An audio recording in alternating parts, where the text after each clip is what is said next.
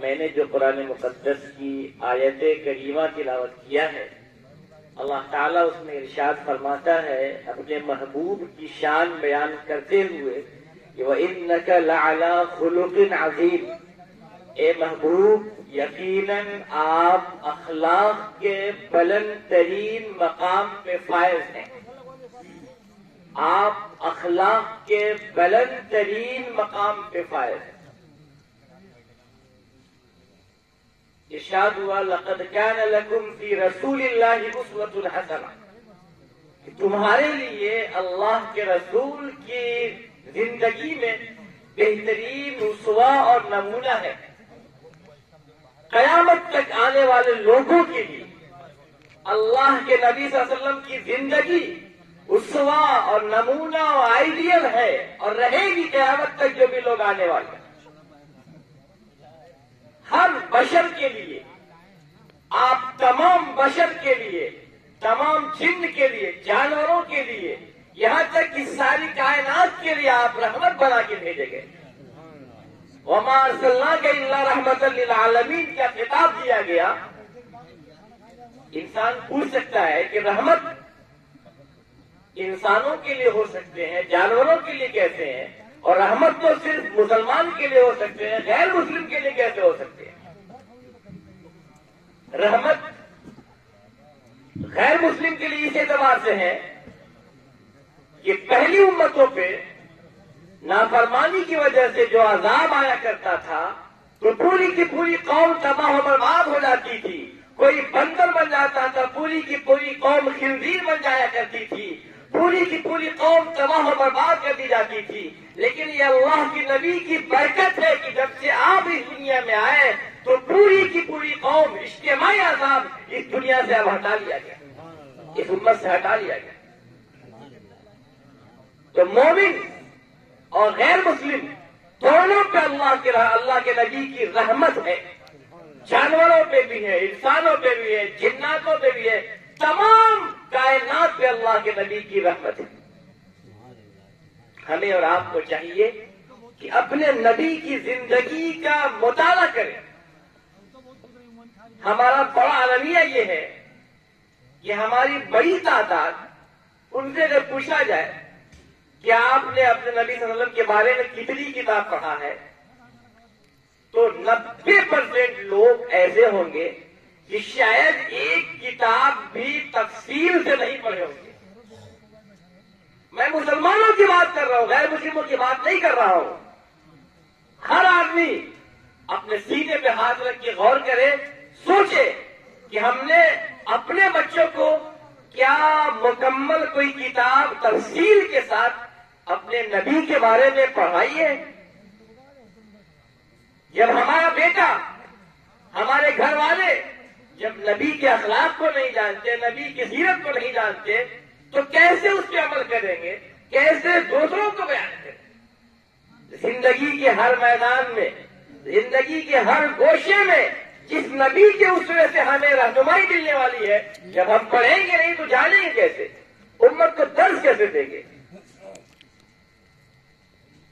میں مثال دیتا ہوں آپ کو، چاہے امیر ہو چاہے غریب ہو، چاہے وہ کمزور ہو چاہے طاقتور ہو، چاہے وہ حکمراں طبقہ ہو یا غیر حکمراں طبقہ ہو، ہر ایک کے لیے اسوہ ہے۔ اللہ کے رسول صلی اللہ علیہ وسلم آپ کے گھر ایک روز ایک مہمان تشریف لایا، آپ نے اپنے آزاد کردہ غلام ابو رافع کو ایک یہودی کے پاس بھیجا کہ جاؤ ان سے کچھ آٹا ادھار لے کے آ جاؤ مہمان کی ضیافت کے۔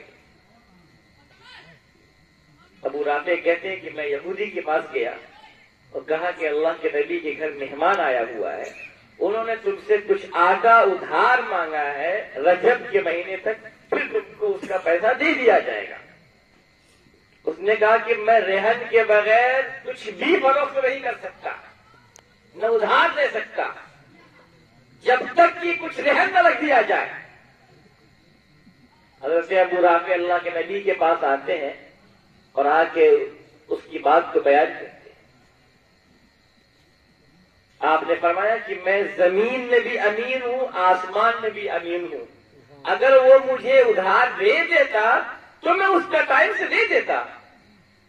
پھر سامان آیا. آپ اس مثال پہ غور کریں. ساری کائنات کے سردار ہیں, وجہ تخلیق کائنات ہیں, جن کی وجہ سے دنیا کو بنایا گیا, سب کچھ جن کی وجہ سے تخلیق کیا گیا. ان کا یہ حال ہے کہ گھر میں مہمان آیا ہوا ہے اور کھانے کے لیے ایک وقت کا آٹا گھر پہ نہیں ہے. قرآن کریم کی آیت نازل ہوئی تسلی کے لیے, وَلَا تَمُدَّنَّ عَيْنَيْكَ إِلَىٰ مَا مَتَّعْنَا بِهِ أَزْوَاجًا مِّنْهُمْ زَهْرَةَ الْحَيَاةِ الدُّنْيَا لِنَفْتِنَهُمْ فِيهِ.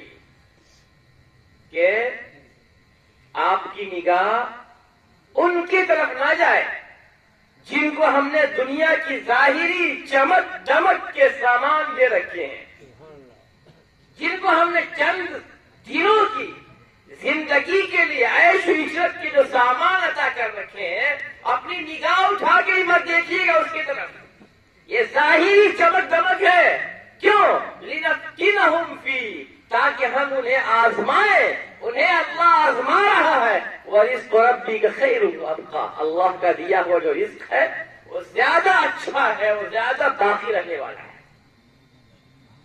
دوسری مثال میں آتا ہے کہ آپ صلی اللہ علیہ وسلم ایک بار کوہ صفا پہ تھے, صفا پہاڑی پہ تھے. حضرت جبرائیل بھی ساتھ تھے. اللہ کے نبی نے عرض کیا, جبرائیل, حال یہ ہوتا ہے کہ آل محمد کے پاس شام تک کے لیے کوئی آٹا اور ستو تک سے نہیں ہوتا ہے جس سے کہ وہ اپنا پیٹ بھر سکے. اللہ نے ترنت حضرت اسرافیل کو بھیجا. جبرائیل نے فرمایا کہ اسرافیل آنے کی اجازت مانگ رہے ہیں. اسرافیل آئے, کہا یا رسول اللہ, اللہ نے آپ کی بات کو سن لیا ہے اور مجھے زمین کے سارے خزانوں کی چابیاں دے کے بھیجا ہے, اور اللہ نے یہ فرمایا ہے کہ یہ جو زمین کے خزانے ہیں یہ سب کچھ آپ کے حوالے. تہامہ کے پہاڑ کو زمرد و یاقوت کا بنا دیتا ہوں, سونے اور چاندی کا بنا دیتا ہوں. اس پہاڑوں کو آپ استعمال کریں جو زمرد و یاقوت کے اور سونے اور چاندی کے ہو جائیں گے. اب آپ چاہیں تو چاہے نبی اور بادشاہ بن کے رہیں, اور چاہے تو نبی اور بندے بن کے رہیں. آپ نے جبرائیل کی طرف دیکھا. جبرائیل نے اشارہ کیا تواضع کے لیے کہ بادشاہ والے نبی مت بنیے, آپ نبی بندے والے بنیے, اللہ کی بندگی اختیار کرنے والے. تو آپ نے 3 بار فرمایا کہ میں نبی اللہ کا بندہ ہو کے چاہتا ہوں, میں بادشاہ کے ساتھ نبوت نہیں چاہتا.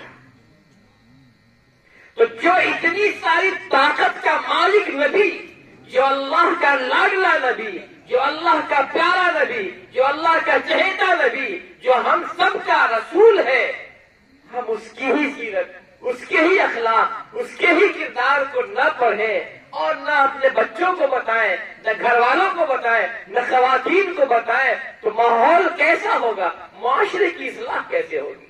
ہر فیلڈ میں, شادی بیاہ میں, مکان میں, تجارت میں, مارکیٹ میں, بزنس میں, ہر میدان میں اللہ کے نبی کی زندگی سے آپ کو رہنمائی ملے گی. بڑے بڑے بادشاہ ہوں, بڑے بڑے حکمراں ہوں, یا کوئی قیدی ہو, اس کے لیے بھی اللہ کے نبی کی زندگی میں اسوہ اور نمونہ ہے. سمامہ بن اسال کا نام سنا ہوگا آپ نے, یمامہ کے حکمراں تھے. وہ یمامہ کے بادشاہ تھے. اللہ کے نبی سے اتنی نفرت, اتنی دشمنی کہ انہوں نے یہ عزم کر رکھا تھا کہ جس دن موقع ملا میں معاذ اللہ محمد کو قتل کر دوں گا. ڈرتے تھے کہ میں محمد کو قتل کر دوں گا. اللہ کے نبی نے دعا فرمائی کہ اللہ مجھے سمامہ پہ قدرت عطا فرما. سمامہ ایک روز عمرہ کرنے کی نیت سے نکلے, یمامہ سے مکہ مکرمہ کا رخ کیا تھا. اب آپ عمرہ سے اس بات میں آپ کا ذہن نہ جائے کہ عمرہ تو مسلمان کرتے ہیں, اس وقت حج بھی ہوا کرتا تھا، عمرہ بھی ہوا کرتا تھا. وہ اللہ کو تو مانتے تھے، رسول کو نہیں مانتے تھے. اسی لیے جب صلح حدیبیہ ہو رہی تھی تو انہوں نے کہا تھا نا کہ اگر ہم یہ جان لیتے کہ آپ رسول ہیں تو ہم آپ کو روکتے کیوں؟ تو اللہ کو تو مانتے تھے. جب بائیکاٹ کیا گیا تھا شعیب ابی طالب کی گھاٹی میں، شعیب ابی طالب میں، تو وہاں پر بھی جو لکھا تھا معاہدہ نامہ، اس میں بھی بسمک اللہم لکھا تھا. اللہ کو مانتے تھے لیکن اللہ کے ساتھ غیر اللہ کی پوجا کیا کرتے تھے. اللہ کو چھوڑ کے اوروں کی عبادت کرتے اور کہتے کیا تھے؟ ما نعبدهم الا ليقربونا الى الله زلفا. ہم ان کی عبادت نہیں کرتے، ان کی عبادت نہیں کرتے، بلکہ عبادت اس لیے کرتے ہیں تاکہ یہ ہمیں اللہ سے قریب کر دیں گے. یہ اللہ کے قریبی ہیں. یہ جو دیوی دیوتا ہے، یہ لات و منات و عزا اور جتنے یہ بت ہیں، یہ اللہ کے قریبی ہیں. یہ ہمیں اللہ سے قریب کر دیں گے، اس لیے ہم ان کی عبادت کرتے ہیں. یہ عقیدہ کیا درست ہے؟ بالکل درست نہیں ہے. اللہ کے ساتھ کسی کو شریک نہیں. اللہ اکیلا ہے، اس کے برابر نہ کوئی تھا، نہ ہے، نہ رہے گا. اس کے برابر کوئی نہیں ہے. تو ثمامہ عمرے کے لیے سے نکلے تھے، رستہ بھول گئے، رستہ بھول کے مدینہ منورہ کی جانب چل دیے. آپ صلی اللہ علیہ وسلم کے فوجی دستے مدینے کے بارڈر پہ تعینات رہتے تھے کہ ایسا نہ ہو کہ کوئی دشمن اچانک سے حملہ کر دے، کوئی جاسوس چلا ہے، کوئی اٹینڈم حملہ کر دے. اس لیے چند نوجوان بی ایس ایف کی طرف سے ہر وقت تیار رہا کرتے تھے. ثمامہ جب مدینے کے بارڈر ہی پہ تھے، وہ فوجی دستہ جو ٹہل رہا تھا اسی کے پلے لگ گئے، پکڑ کے گرفتار کر کے لے آئے. مسجد نبوی میں لا کے ان کو ایک ستون سے باندھ دیا گیا. آپ صلی اللہ علیہ وسلم تشریف لائے، فرمایا کہ ثمامہ تم آ گئے، اللہ نے ہم کو تم پر قابو دے ہی دیا. آپ نے فرمایا ثمامہ کیا حال ہے؟ ثمامہ نے کہا دیکھیے جواب میں کیا اکڑ تھی، بدھے ہوئے ہیں، ستون سے بدھے ہوئے ہیں. اور ثمامہ بن اسال کے جواب میں کیا اکڑ ہے؟ کہنے لگے محمد اگر آپ مجھے قتل کر دیں گے تو آپ ایک ایسے آدمی کو قتل کریں گے جس کا خون رائے گا نہیں جائے گا، اس کا بدلہ لیا جائے گا. گویا کہ دھمکی دے رہے ہیں. آپ اگر مجھے قتل کریں گے تو ایسے آدمی کا قتل کریں گے جس کا خون رائے گا نہیں جائے گا، بدلہ لیا جائے گا. اور اگر آپ چھوڑ دیں گے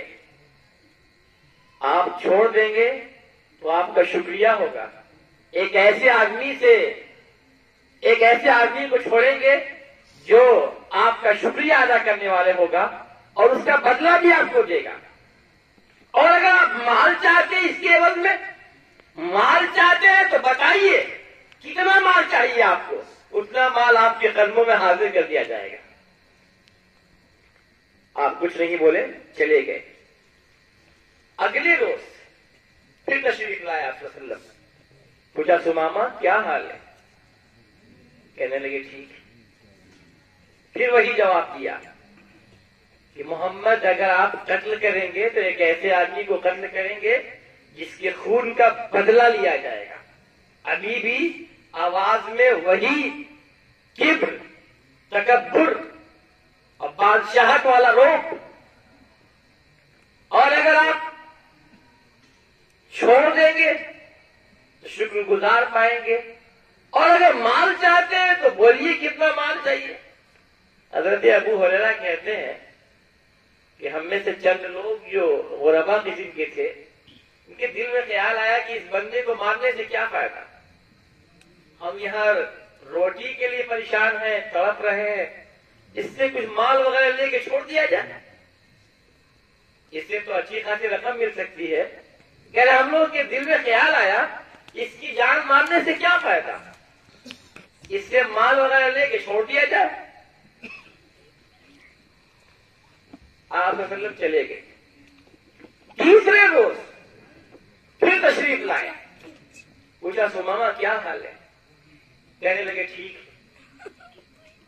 پھر وہی جواب دیا سمامہ نے کہ محمد اگر آپ قتل کریں گے تو آپ ایسے آدمی کو قتل کریں گے جس کا خون رائے گا نہیں جائے گا اور جس کے خون کا بدلہ لیا جائے گا, اور اگر آپ چھوڑ دیں گے تو آپ کیا احسان مند ہوگا, شکریہ ادا کیا جائے گا, اور اگر مال چاہیے تو بتائیے کتنا چاہیے, آپ کے قدموں میں حاضر کر دیا جائے گا. سنیے غور سے,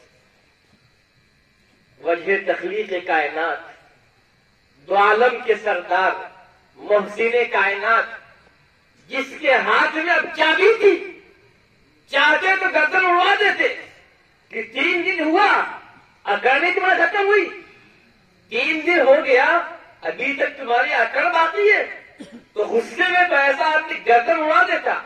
صحابہ منتظر تھے کہ زبان رسالت سے کون سا جملہ, کون سا حکم صادر ہوتا ہے. ارشاد ہوا سمامہ بن اسال کو بلا کسی شرط کے چھوڑ دیا جائے, رہا کر دیا جائے. سمامہ کو بلا کسی شرط کے چھوڑ دیا گیا. صحابہ نے کھول دیا, سمامہ چل بھی دیا اپنے سواری سے. دنیا میں ایسی کوئی مثال ملے گی آپ کو؟ آج دنیا میں ایسی کوئی مثال ملے گی آپ کو؟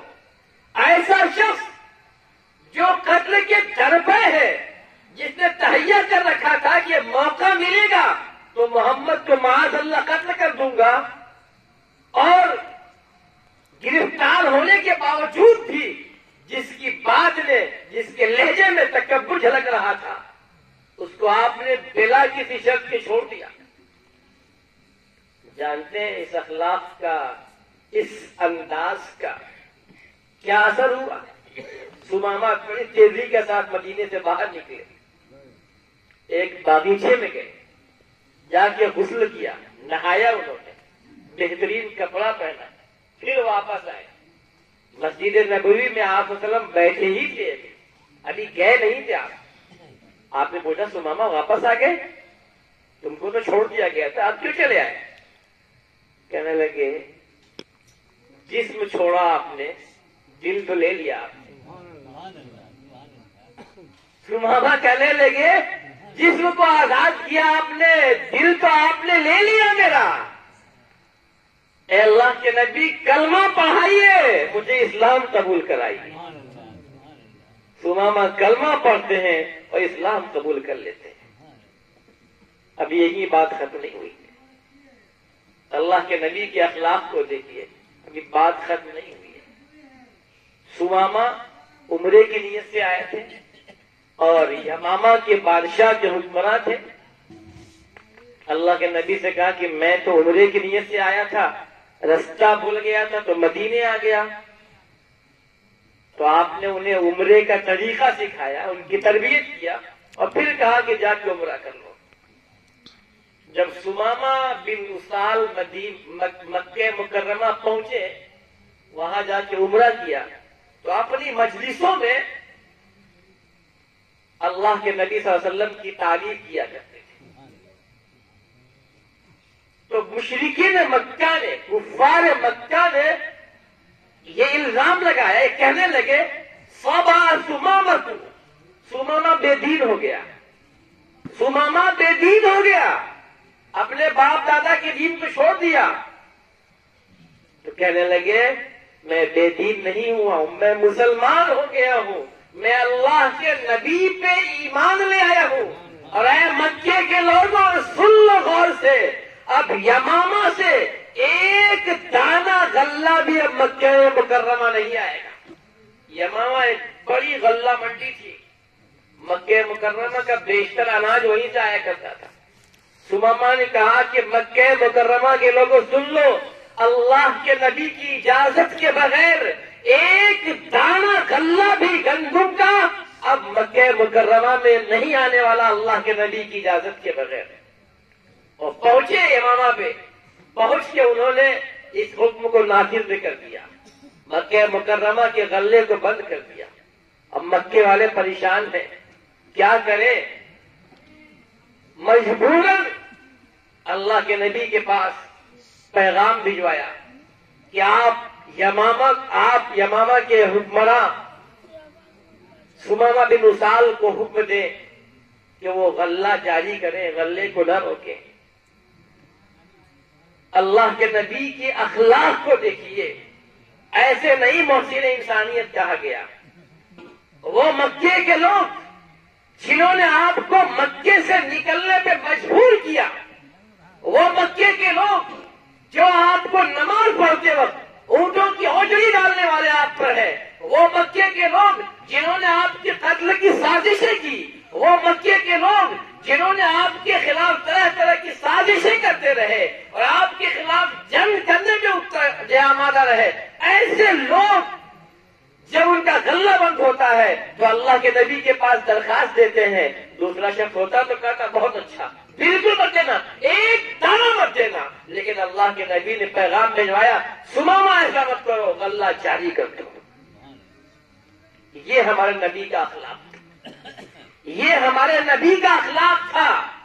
اے کاش کہ ہم خود بھی اپنے نبی کے اخلاق کو سیکھتے، اپنے نبی کے بارے میں ان کی سیرت کو پڑھتے، ان کے بارے میں کتابیں خود بھی پڑھتے، اپنے بچوں کو پڑھاتے، تو معاشرے کی اصلاح ہوتی.